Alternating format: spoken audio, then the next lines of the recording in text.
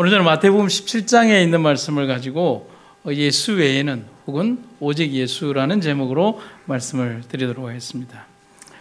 오늘 복음 전도자에 있는 기별의 말씀을 가지고 서두로 오늘의 말씀을 좀 연결해 드릴까 합니다. 하나님의 기별을 전하는 자들이 그 일에 성공하고자 하면 반드시 하나님과 함께 어떻게 오래 머물러 있어야 한다. 오늘 우리의 삶에 정말 필요한 말이 아닐까 생각해 봅니다. 그리고 오늘 설교 전체의 주제가 되기도 하는 말이기도 합니다. 한번 질문해 봅니다. 우리는 예수님을 믿노라고 하지만 정말 예수님을 의지하는 삶을 살고 있는가? 그 질문은 예수님께서 우리 삶과 우리 신앙의 전부가 되고 목적이 되어야 하지만 실상 우리는 다른 것을 더 많이 의지하고 덤으로 예수님도 의지하고 믿는 더부살이 신앙으로 살아가는 경우가 많다는 것을 의미하는 겁니다. 기도가 중요합니다라고 하지만 기도에 목숨을 걸지 않죠. 믿음이 중요합니다라고 얘기하지만 그 믿음을 전적으로 활용하려고 하지 않습니다. 하나님께서 우리에게 주신 선지자의 기별이 정말 소중합니다라고 하면서도 그 선지자의 기별을 등한히 하는 것이 우리들의 삶이라는 겁니다. 마태복음 17장 8절에 보면 나중에 본문의 말씀으로 읽겠지만 오늘 본문의 말씀을 한번 보시겠습니다. 같이 한번 읽어볼까요? 시작. 제자들이 눈을 들고 보매 오직 예수 외에는 아무도 보이지 아니하더라. 제가 다시 읽겠습니다. 제자들이 눈을 들고 보매 오직 예수 외에는 아무도 보이지 아니하더라. 아멘입니다. 오늘 여기에 등장하는 이 본문에는 특별히 우리가 눈에 띄는 단어가 있습니다.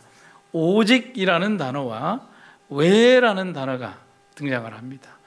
이 두 단어는 조금 외골수적인 단어로 있는데 이 외골수적인 단어가 두 번이나 등장을 합니다.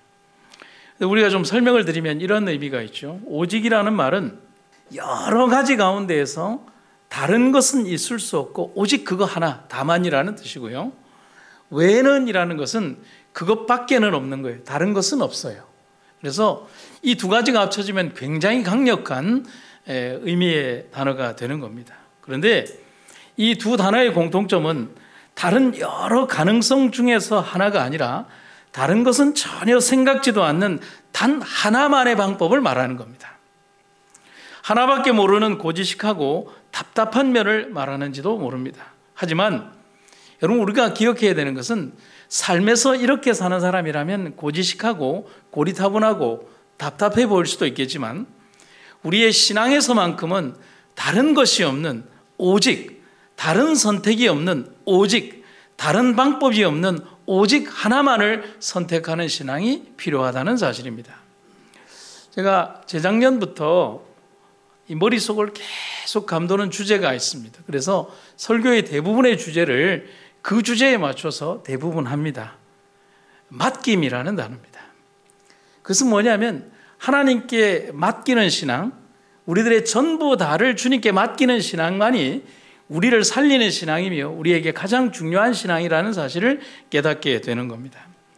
그것이 신앙의 근본이고 믿음을 올바로 유지하는 가장 올바른 방법이 바로 맡기는 겁니다. 그리스도인들은 매일 매순간 도전받습니다. 그런데 그 도전이 어떤 도전을 받습니까? 여러분이 지금 콜로세움처럼 사자가 앞에 있습니까? 혹은 칼과 창이 여러분들 앞에 있습니까? 혹은 독국물을 먹어야 되느냐 아니면 신앙을 지켜야 되느냐 그런 상황에 있습니까? 하나님을 믿는다는 이유로 그들처럼 재산을 강탈당하거나 어떤 어려움에 처하고 있습니까? 그런 도전을 받지 않아요. 오히려 그런 도전을 받는다면 더 강해질 겁니다. 그런데 그리스도인들, 오늘날 그리스도인들이 매일 매순간 받는 도전은 아주 평범한 일상 속에서 다가오는 시험입니다. 그리고 너무 편하게 그리고 일상 속에서 다가오게 됩니다. 교회를 가야 할까 말아야 할까? 유튜브가 편한데 그냥 여기 앉아서 예배를 드리는 게 좋겠다. 안식일보다는 금요일이 조금 덜한 예배고 금요일보다는 화요일이 조금 덜 부담이 가는 예배며 또 저녁 예배보다는 새벽 기도가 훨씬 덜 부담스러운 예배고 삶의 모든 과정에서 우리들에게 주어지는 모든 것들이 일상 속에서 우리가 도전받는 겁니다. 그래서 우리는 현 시대 속에서 더 강력하게 하나님을 붙드는 야복의 믿음이 필요하다는 거예요. 문제는 뭐냐면 우리가 언제 어디에서 어떻게 어떤 방법으로 얼마나 깊이 얼마나 강력하게 우리가 전념되고 있는지 모르는 상태에서 우리가 세상의 모습으로 물들어간다는 데 문제가 있다는 겁니다. 증언의 기별을 한번 보시겠습니다. 누구든지 엘리야와 같이 하나님을 신실히 섬기고 그와 같은 믿음을 가지면 하나님께서는 그때처럼 친히 자신을 나타내실 것이며 누구든지 야곱과 같이 하나님께 매달려 구하면 또한 그때와 같은 결과를 보게 될 것이다. 믿음으로 구할 때에 하나님께로부터 능력이 이르게 된다. 예수님의 생애는 끊임없이 하나님과 교통하며 항상 신뢰하는 생애였으므로 하늘나라에 대한 그분의 봉사에는 실패와 주저함이 없었다. 그분께서 신성을 인성 속에 감추고 오신 분이기 때문에 강한 게 아니에요.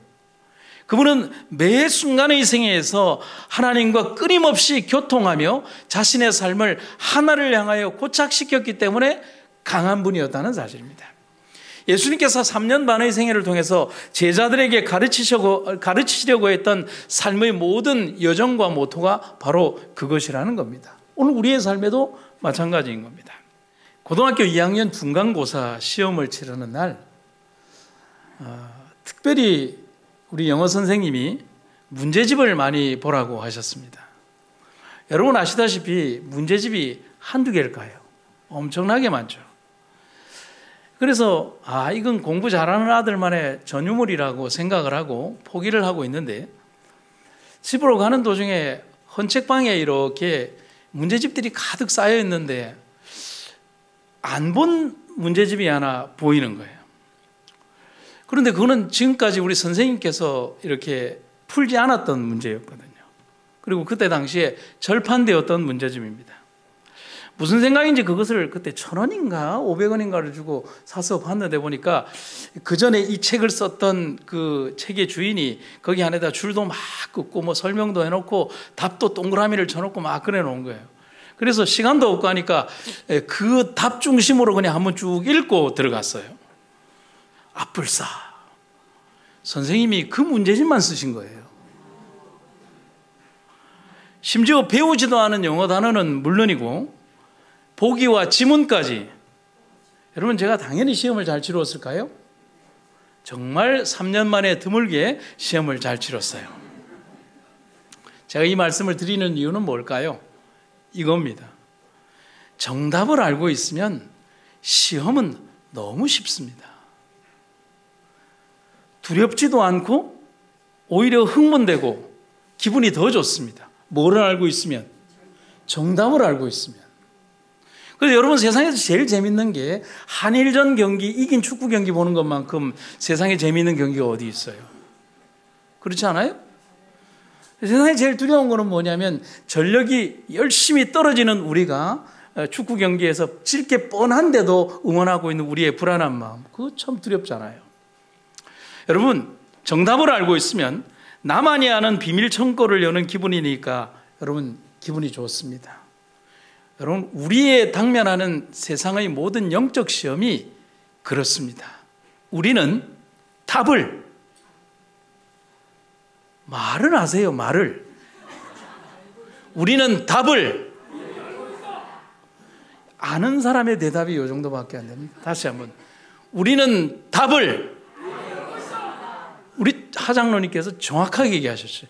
이미 알고 있습니다. 예수님이라는 완벽한 답을 이미 아는 우리들입니다. 그렇다면 우리는 다가오는 시험을 두려워할 필요가 있을까요? 아닙니다.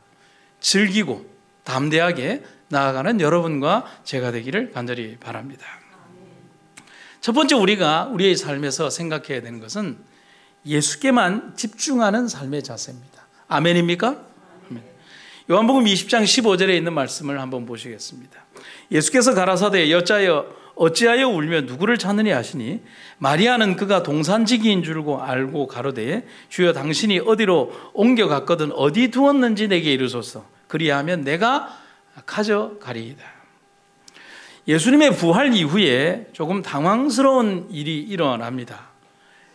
십자가에 달려 돌아가신 예수님을 굴에 장사 지내고 난 후 안식일이 지난 첫째 날 곧 일요일 아침이 되었습니다. 영어 성경에 보면 Sunday morning이라고 되어 있어요. 예수님의 무덤을 찾아온 몇 명의 제자들과 여인들이 기가 막힌 광경을 목도하게 됩니다. 그것은 막혀 있어야 될 무덤의 돌 무덤문이 개봉되어 있는 겁니다. 이스라엘은 보통 매장지가 굴에 있으면 그 굴을 돌로 이렇게 막아놨거든요. 그런데 예수님의 무덤은 조금 더 특별했어요. 왜냐하면 여러분 성경을 보시면 알겠지만은 예수님의 시신을 어떤 사람들이 데리고 가서 뭐 부활이라고 할 것이다 혹은 부활했다고 할 것이다, 그것보다도 진짜 부활할 것을 두려워한 그들이 예수님 종교 지도자들이 불안한 마음 때문에 예수님의 무덤은 더 엄청나게 큰 돌로 그 앞을 막아놨거든요. 그러니까 사람 장정 몇 명이 붙는다고 해서 그 돌무덤이 열릴 수가 없는 거예요. 그런데 그 돌문이 열렸고 심지어 안에는 세마포에 쌓여 있어야 할 예수님의 시신이 없는 겁니다. 심지어 시신을 쌌던 세마포와 머리를 쌌던 수건만이 시신이 놓여 있었던 장소에 있었다라고 성경은 기록을 하고 있습니다. 그런데 여러분, 이 광경을 목도한 사람들은 이 장면을 보면서 뭐라고 했을까요? 예수님이 부활하셨다 라고 했을까요? 아니요. 누가 예수님의 시신을 훔쳐갔다라고 생각했습니다. 우리는 성경의 한 장에서, 그것도 반 페이지 안에 축약되어 있는 그 문장 속의 짧은 글귀를 우리의 현대의 2000년 이후의 시점으로 보니까 이것을 부활 사건이라고 생각하겠지만은 그때 당시에 그 사람들에게 있어서는 이것을 부활 사건이라고 절대로 생각하지 않았어요. 단지 그들은 불의한 자들이 예수님의 시신을 훔쳐간 것이라고만 생각하고 슬픔에 잠겼습니다. 그래서 요한복음 20장 9절에서 10절에 보면 지문이 있어요. 지문에 이렇게 되어 있어요. 저희는 성경에 그가 죽은 자 가운데에서 다시 살아나야 하리라 하신 말씀을 아직 뭐하더라? 알지 못하더라. 그런데 정확하게 표현을 하면 믿지 않더라는 말이 맞겠죠. 이에 두 제자가 자기 집으로 돌아가니라. 심지어 예수님의 두 제자는 뭐냐면 없네 그러고 집에 가버려요. 그런 장면이잖아요. 근데 마리아는 무덤 밖에 서서 울고 있더라. 여자들 믿음이 더 좋아요. 정도 많고. 이래 전후의 광경을 아는 우리들이야 예수님의 부활 사건으로 연결할 수 있겠지만 이들의 입장은 그게 아닙니다. 예수님이 돌아가신 것만 해도 슬픈 일인데 시신마저 없어진 지금의 상황은 너무나 절망적일 수밖에 없는 현실이라는 겁니다. 그들이 왜 여기에 왔을까요? 돌을 굴릴 수도 없겠지만 행여나 예수님의 시신을 본다면 예수님의 시신을 다시 한번 수습하고자 하는 그들의 흉절인 마음이나 혹은 돌무덤가에서라도 예수님의 어떤 죽음에 대하여 슬픔을 누리고자 함께하고자 했던 그들의 마음이 다 사라져 갑니다. 그래서 마리아는 여기에서 통곡하고 슬피 울었어요. 그런데 막 슬피 울고 있는 마리아의 곁에 말을 거는 낯선 사람을 보게 됩니다. 성경은 그 사람을 누구라고 분명히 기록하고 있냐면 예수님이라고 기록하고 있습니다. 왜냐하면 왜 예수님이라고 기록하느냐면 예수께서 가라사대라고 그렇게 되어 있어요. 그런데 슬픔에 젖은 여인들은 예수님을 보고도 예수님을 알아보지 못한다라고 기록을 하고 있습니다. 요한복음 20장 14절 공동번역으로 보면 이렇게 되어 있습니다. 뒤를 돌아다 보았더니 예수께서 거기에 서 계셨다. 그러나 그분이 예수인 줄은 미처 몰랐다. 여러분 여기에 사람들 한번 마중 나가 보신 적 있으시죠? 근데 이런 실수 한 적 없으십니까? 사람들이 막 밀려 나오면 거기에서 내가 정말 기다리는 박광자 집사님을 내가 학수고대하고 기다리고 있는데 그렇게 해서 막 이렇게 밀려 나오는 사람들 쪽에서 이렇게 찾으려고 이렇게 막 이렇게 해서 이렇게 보고 있어요. 그런데 그 집사님이 그 사람들 군중에 섞여가지고 와서 내 뒤에 와서 제 등을 툭 치면서 뭐라고 그러냐면 목사님 누구 찾아요? 그러는 겁니다. 여러분 그런 경우 없으십니까? 많을 거예요. 뭐냐면 분명히 내 시야 속에 카메라의 내 이 안구의 렌즈 속에 들어왔지만 특정하지 못하는 거예요. 발견하지 못하는 거예요. 그런데 문제는 뭐냐면 우리가 어떤 때에 그런 일들이 많이 있냐면 우리의 감정이 뭔가에 지배당할 때, 우리의 마음이 뭔가에 지배당할 때 우리가 그런 경우들이 많습니다. 그들이 지난 3년간 보아왔고 함께했던 예수님을 바로 분명히 지금 이렇게 가까운 직언의 거리에서 보고 있는데 마리아는 예수님을 뭐라고 그러냐면 동산지기인 줄로 알았다라고. 영어 성경에 보면 뭐라고 되어 있냐면 가드너라고 되어 있어요. 정원을 가든이라고 하잖아요. 가든. 그리고 여러분, 제가 이 그림을 가져온 이유가 있어요. 이 그림에 보시면 예수님이 뭘 들고 있죠. 예수님이 삽을 들고 있어요. 이런 그림 보신 적 있나요? 유의 깊게 보면 이렇게 나올 그림은 아니죠. 그런데 이 화가가 참 재미있게 묘사한 거예요. 마리아가 예수님을 보면서 예수님인 줄 안 게 아니라 동산지기인 줄로 알았다라고 했으니까 마리아의 눈에는 그 사람이 뭔가 손에 뭔가를 들고 있는 것으로 생각하는 거예요. 그래서 제가 여기 설명을 뭐라고 되어 있나요? 마리아의 눈에 비친 예수님의 모습이라는 거예요. 예수님이 삽을 들고 있어요. 실제 예수님의 모습은 아니었겠지만 마리아의 눈에 비친 예수님은 저랬을 것입니다. 여러분, 제가 질문을 드립니다. 왜 이렇게 보였을까요? 믿음이 참 좋은 여인 마리아, 예수님을 정말 사랑한 여인이었지만 슬픔이 믿음을 지배할 때, 격한 감정이 내 마음을 지배할 때 우리의 눈은 올바른 시각을 상실합니다. 한 번 더 말씀을 드릴까요? 슬픔이 내 믿음을 지배할 때, 격한 감정이 내 마음을 지배할 때 우리의 눈은 올바른 시각을 상실합니다. 그래서 그리스도인들이 감정에 휘둘리지 말라는 것, 격한 분노에 휘둘리지 말아야 되는 것, 엄청난 슬픔에 처할지라도 그러나 하나님 안에서의 자기의 이성의 끈을 놓지 않고 하나님을 굳건히 붙드는 그런 정신이 있어야 되는 이유는 아무리 굳건한 믿음이 있는 사람이라 할지라도 예수님 곁에서라도 그 흥분의 끈을 놓치게 되어버리면 예수님을 잃어버리게 된다는 사실이죠. 그렇게 믿음이 좋은 마리아였지만 슬픔에 지배당한 그 여인은 예수님마저 동산지기로 봤다는 겁니다. 우리는 여기에서 신앙의 너무도 중요한 원리를 배워야 합니다. 제자들과 여인들이 가장 큰 절망에 사로잡혀 있는 그때에 예수님은 그들의 곁에 이미 계셨습니다. 하지만 그들은 예수님을 알아차리지 못했습니다. 저는 오늘 이 아침에 여러분들에게 이렇게 말씀을 드립니다. 낙담과 절망이 믿음을 이기지 못하게 해야 합니다. 여러분, 우리가 우리의 삶 속에서 생애하고 살아가면서 믿음이 없어서 절망하는 게 아닙니다. 믿음보다 더한 감정의 변이 때문에 그 믿음이 상실된다는 것입니다. 여러분, 낙담과 절망이 예수님을 가리지 못하게 하십시오. 우리의 눈 속에 있는 두려움의 들보를 치워버리고 오직 예수님만 바라보게 하십시오. 믿음의 차 한 대를 쳐서 세상을 바라보는 안목을 다 사라지게 하고 오직 예수님만 바라보는 어떤 영적 안목을 띄우는 우리가 되기를 간절히 바라는 것입니다. 여기 영어에 보면 이렇게 되죠. Hope changes everything. Hope, 믿음 혹은 희망, 믿음이라고 해도 되겠죠. 희망이 모든 것들을 바꾸버릴 수 있다는 사실입니다. 16절에서 친히 마리아의 이름을 불러주시자 마리아는 그때서야 예수님을 발견하게 됩니다.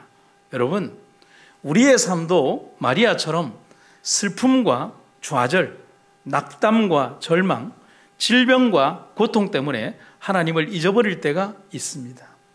여러분, 여러분들이 질병에 걸렸을 때 분노하게 됩니다.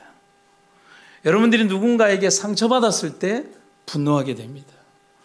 누군가 나에게 아픈 어떤 뭔가를 주었을 때 분노하게 됩니다. 그런데 우리는 그 분노에서 헤어나지 못하고 누군가를 더 많이 미워하게 되고 그리고 예수님의 사랑과 은혜는 다 잊어버린 채 그 하나의 분노에 집중하게 된다는 사실인 것이죠. 여기에 가련하게 비를 맞고 있는 새가 희망을 더 많이 생각하겠습니까? 자기의 불행을 더 많이 생각하겠습니까? 우리도 그래요. 고통과 어려움에 막 있다 보면 절망적 상황을 더 많이 생각하게 되는 거죠. 정확한 표현은 뭐냐면 잊어버리는 거예요. 예수님이 계시다는 사실을 잊어버리는 거예요. 그런데 예수님의 이름이 왜 임마누엘입니까? 하나님이 우리와 함께 계신다라는 의미를 그 이름 속에 두신 이유를 우리는 꼭 기억해야 되는 것입니다. 여러분, 제가 지난주에 이 국화를 사왔어요. 예쁩니까? 예. 담임 목사 얼굴만큼 밝죠? 누가 자꾸 내 얼굴이 크다고 얘기하는 사람이 있는데 그런 말을 하고 돌아다니는 사람 제가 분명히 조사해서 내가 어떻게 하겠습니다. 이 국화꽃을 오래오래 보는 방법이 뭔 줄 아십니까? 물을 잘 줘야 되겠죠. 핀 꽃은 자기의 꽃을 유지하기 위해서 많은 수분을 요구합니다. 시들면 꽃이 금방 사그라져요. 근데 물을 자주 준다고 어떤 분들이 이제 저기에 갖다 놓고 이렇게 샤워기로 막 물을 주면 빨리 시듭니다. 그래서 제가 오늘 아침에도 물조리개로 화분 아래에 이 물을 줬습니다. 꽃에 물을 주는 것이 아니라 뿌리가 저 아래쪽까지 닿아 있는 그것을 생각을 해서 화분 받침대 안에 물을 이만큼 1리터씩 부어놓습니다. 이렇게 부어놨지만 1리터가량씩 부어놨지만 오늘 저녁쯤 되면 이 물이 하나도 없습니다. 물을 다 빨아들이는 거예요. 이 생명력이 어떻게 유지되는 것 같아요? 그렇게 유지되는 것입니다. 우리 역시도 하나님과 함께하게 될 때 우리 믿음의 뿌리가 생명의 원천에 쭉 내려가게 되면 그 길로부터 우리의 생명의 원천이 믿음으로 쭉 빨아들여서 우리의 생명력을 유지하게 되는 것입니다. 여러분, 하나님을 바라봅시다라고 하는 것은 구호나 선창이 아닙니다. 삶에서 내 자신이 믿음 안에 뿌리를 내리고 말씀 안에, 기도 안에, 성령의 거룩하신 은혜 안에 거하게 되면서 우리의 삶이 그렇게 된다는 사실인 것이죠. 우리가 좀 다른 장면을 한번 좀 떠올려 봅시다. 베드로가 물에 빠지는 사건을 한번 생각을 해보죠. 오병이어의 기적이 있었던 날 저녁에 예수님의 제자들은 배를 타고 먼저 떠납니다. 갈릴리 바다 안쪽으로요. 새벽녘 바다 위를 걸어오시는 주님을 보고 혼비백산하던 제자들이 예수님을 보고 뭐라고 얘기를 하죠? 이게 대답이 안 나옵니까? 바다 가운데에서 이렇게 폭풍을 뚫고 걸어오시는 예수님을 보고 예수님의 제자들이 아주 놀라서 이렇게 뭐다라고 얘기하죠. 뭐라고 얘기합니까? 유령이다 라는 것이죠. 그때 계신 분 같아요. 여러분, 이 장면과 동산지기인 줄로 알고 있었다는 이 장면과 유령이다라는 이 장면이 이 평행선상에 보면 거의 비슷한 장면을 얘기하는데 마리아보다 굉장히 더 심한 말을 하는 거예요. 마리아는 그래도 사람이라고 했는데 예수님 제자들은 귀신이라고 얘기를 했어요. 결국은 의심하던 베드로가 자기도 물리를 걷게 해달라고 하니까 예수님은 그를 물리로 걷게 하십니다. 근데 정말 베드로가 자연계의 법칙을 거슬러서 물리를 걸어요. 우리는 이것을 뭐라고 얘기를 하죠?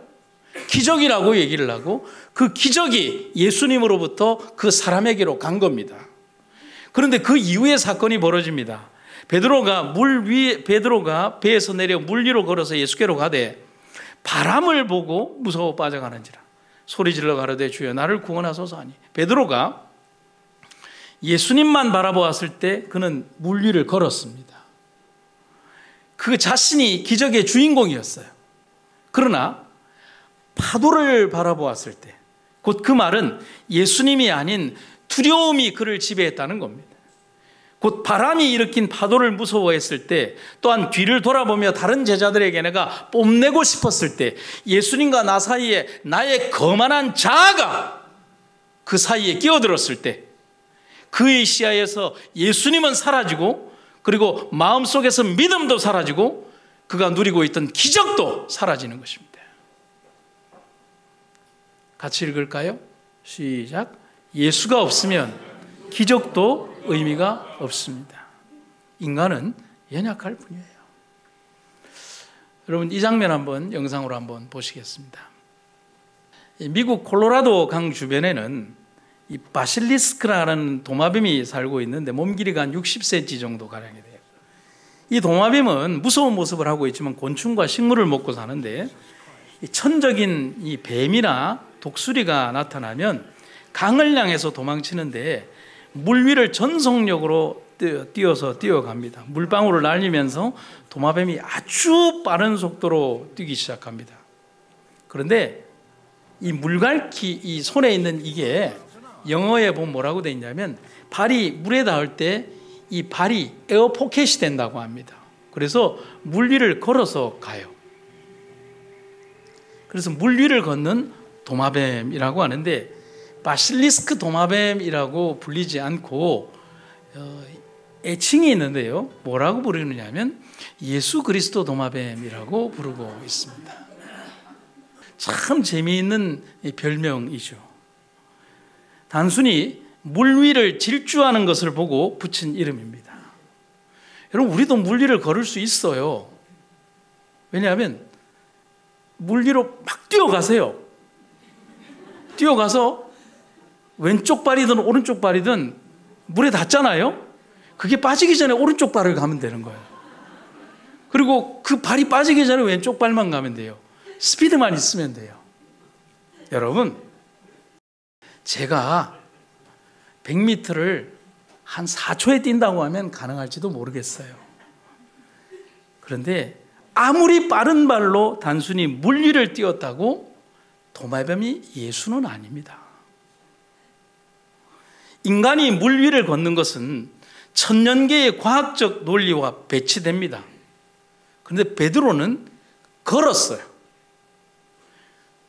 여기에서 우리가 기억해야 되는 것은, 그것은 베드로의 능력이 아니라 예수께서 그렇게 해주신 것입니다. 우리가 알고 있는 기적, 그 기적의 능력은 인간의 편에서 나올 수 있는 게 아니라 하나님께서 제공하시는 것입니다. 여러분, 우리가 예수님에게만 집중한다면 하나님은 우리를 통하여 더 큰 기적과 그 결과들을 우리들을 통하여 이루어 주실 것입니다. 미국 야구 역사에서 가장 위대한 야구 선수로 유명한 사람 가운데 홈런왕으로 불리는 행크 아론이라는 사람이 있습니다. 그런데 이분이 묘한 버릇이 있어요. 우리가 흔히 아는 말 루틴이라고 하죠. 그 뭐냐면, 배트를 잡을 때 배트에 그려진 상표를 항상 아래쪽으로 해서 잡는다는 겁니다. 근데 처음에는 사람들이 몰랐어요. 근데 행크 아론이 타석에 들어서면 배트를 이래 돌려서 상표가 아래쪽으로 간다는 것을 눈썰미가 아주 있는 어떤 기자가 발견을 한 거예요. 근데 이게 화제가 됐어요. 그래서 경기가 끝나고 나서 그 기자가 와서 이제 사람들이 있는 앞에서 이렇게 얘기했습니다. 당신은 어째서 상표를 밑으로 해서 잡습니까? 라고 질문을 하니까 행크 아론이 재미있는 대답을 했어요. 이렇게 했습니다. 나는 상표를 읽기 위해 타석에 나가 있는 것이 아닙니다. 거기에 나가선 순간 나는 모든 것을 잊어버립니다. 공을 치고야 말겠다는 정신으로 마음을 통일하고 날아오는 공에 전력을 기울일 뿐입니다. 그렇기 때문에 나는 상표를 아래로 하고 경기에만 집중합니다. 사랑하는 성도 여러분, 우리의 영적 다짐도 그래야 되지 않겠습니까? 그 어떤 다른 것을 보기 위해, 그리고 얻기 위해 이곳을 왔다면 여러분은 실패자입니다. 저도 실패자입니다. 오직 예수님께만 지금 집중하는 우리가 되기를 주의 이름으로 축원합니다. 예수님만 바라보고 그분만 의지하고 그렇게 되면 우리는 이루게 될 것입니다. 두 번째는 예수 외에는이라고 두 번째 주제를 정했는데, 여기에 삭제된 제가 축약해 놓은 내용이 있어요. 답은 이겁니다. 예수 외에는 아무것도 보려고 하지 마라라는 겁니다. 마태복음 17장 8절에 있는 오늘 본문의 말씀, 눈을 들고 보매 오직 예수 외에는 아무도 보이지 아니하더라라고 되어 있습니다. 예수님은 베드로와 야고보와 요한을 데리시고 높은 산을 오르십니다. 거기에서 제자들은 놀라운 광경을 목도하는데 그것은 모세와 엘리야가 등장하는 것이오고 더 큰 놀라움은 예수님이 하늘의 광채를 입으시고 해처럼 변하신 것입니다. 그래서 이 산을 사람들은 변화산이라고 부릅니다. 이 놀라운 광경에 넋을 잃은 베드로는 예수님께 뭐라고 얘기를 하냐면 우리 이제 산 아래로 내려가지 말고 그냥 여기 초막 짓고 여기서 우리 함께 삽시다라고 얘기합니다. 여러분, 여기에서 베드로의 진심이 뭐라고 생각하십니까? 베드로가 진짜 여기에서 초막만 짓고 살기를 원할까요? 아니죠. 여기에서 그냥 하늘로 바로 갑시다 하는 그 말이겠죠. 그런데 잠시 후 그 찬란한 광경이 다 사라져 버립니다. 그들이 놀라서 얼굴을 들었을 때 그들의 앞에는 오직 예수님만 보였습니다. 예수님만이 그들 앞에 남은 겁니다. 이것이 그들에게 보여주시려는 예수님의 참된 의도였습니다. 베드로와 야고보, 요한은 예수님이 계시지만 모세가 있으면 더 좋고 거기에 엘리야가 있으면 더더욱 좋은 것이라고 생각했을 것입니다. 우리도 그런 생각을 하지 않겠습니까? 하지만 아닙니다. 이 구속사역을 이루실 분은 예수님밖에 없다는 사실을 여러분과 제가 꼭 기억하시기를 간절히 바랍니다. 우리가 바라보아야 할 유일한 분도 예수님밖에 없음을 우리는 기억해야 합니다. 베드로와 요한이 성전 문 앞에서 구걸하는 안전뱅이를 향하여 했던 말을 기억해 봅시다. 돈을 달라고 손을 내미는 그에게 베드로와 요한은 돈이 아는 생명의 예수님을 전했고 그들의 손을 잡아 이끌면서 그를 걷고 뛰게 만들었어요. 여러분, 나면서 안전뱅이였던 사람에게 그날 가장 필요한 것은 동전이었어요. 그런데 베드로와 요한이 동전을 줄 수 있잖아요. 그러나 동전은 그 안전뱅이를 걷게 하지 못합니다. 구원하지도 못합니다. 비록 그가 원한 것은 아니었지만 원한다고 얻을 수 있는 것이 아니었기에 원할 수도 없었던 일어나 걸어나는 기적을 예수님의 이름으로, 예수님의 능력으로, 예수님만의 힘으로 그에게 선물한 것입니다. 바로 이 선물이 여러분들과 우리의 삶을 이끌고 있다는 사실을 기억하시기를 간절히 바랍니다. 오늘 저는 그 예수를 여러분들에게 함께 선물하고자 합니다. 나사렛 예수의 이름으로 일어나 걸으라. 나사렛 예수의 이름으로 고침을 받으라. 나사렛 예수의 이름으로 구원을 받으라. 오늘 우리의 이 선물이 여러분과 우리에게 가장 값진 선물이 되시기를 간절히 바랍니다. 그래서 오늘 우리들의 삶에 생명을 주실 수 있는 예수님 외에는 눈먼 자가 되기를 간절히 바랍니다. 제가 왜 이런 말씀을 드리냐면 교회를 저도 이렇게 따져보니까 목사로서만 33년, 학생 때부터 따진 신앙생애를 따지니까 거의 한 40몇 년의 세월을 예수를 믿고 왔습니다. 그런데 예수님 이외에 너무 많은 것을 보고 살고 있다는 것을 고백하게 되는 겁니다. 오늘 우리가 이곳에 이 시간에 이렇게 나와 있는 이유는 무엇인가요? 여러분, 목사가 설교해봐야 다음 주에도 이거 똑같은 설교합니다. 뭐가 있겠어요? 예수께서 가라사대. 내일 새벽기도에 와봐야 예수께서 가라사대. 1년 뒤에 와봐야 주께서 가라사대. 여러분, 다니엘 계시록 강의를 여러분들 한 30번도 더 들었을 거예요. 다음 주에 내내 또 합니다. 그럼에도 불구하고 우리가 그 말씀에 빠져들 수 있는 것은 예수님만을 바라보는 믿음이 우리를 그렇게 만든다는 것입니다. 여러분들이 헌금을 이렇게 드리면 하나님께 드립니까? 아니면 김 집사가 받아갑니까? 어떤 부부가 교회를 갔다 와서 그랬죠. 부인이 그래요. 감동받고 와서 남편도 감동받았는지 물어보는 거예요. 여보, 오늘 목사님의 설교가 어땠어? 남편이 얘기합니다.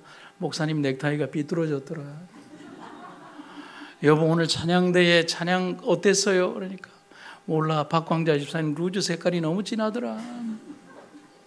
여보, 오늘 우리가 하나님 앞에 11금 헌금 드렸는데 마음이 감동적이지 않았어요? 몰라, 김 집사가 받아가대. 여러분, 우리는 우리의 삶 속에서 너무 예수님 아닌 것에 집중하며 살아가고 있는 거예요. 여러분, 우리의 그런 삶을 우리가 깨우쳐 나가기를 주의 이름으로 축원합니다. 예수님을 만나기 위해서 이곳에 왔습니다. 예수님만 만나고 돌아가시기를 간절히 바랍니다. 사람은 아무것도 해줄 수가 없습니다.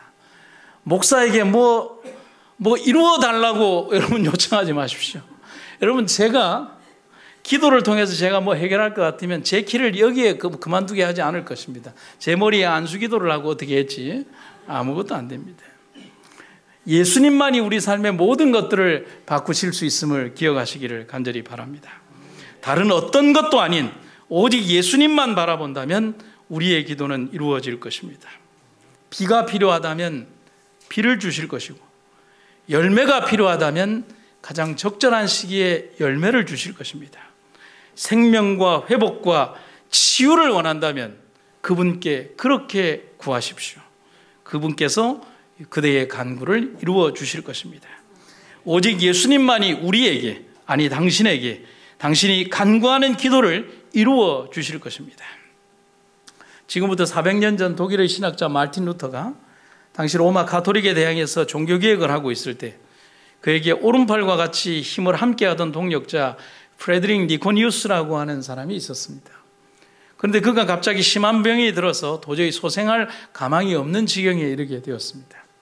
더 이상 희망이 없음을 느낀 니코니우스는 떨리는 손으로 친구요, 영적 일을 함께했던 동역자인 마르틴 루터에게 유언장을 써서 보냅니다. 내가 이제 당신과 함께하지 못함을 미안하게 생각하오.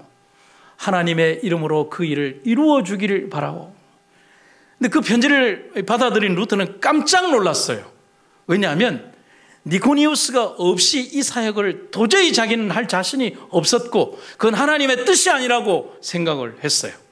그래서 루터는 병석에 누운 이 니코니우스에게 편지를 보냈습니다. 그 편지가 서슬이 펄었습니다.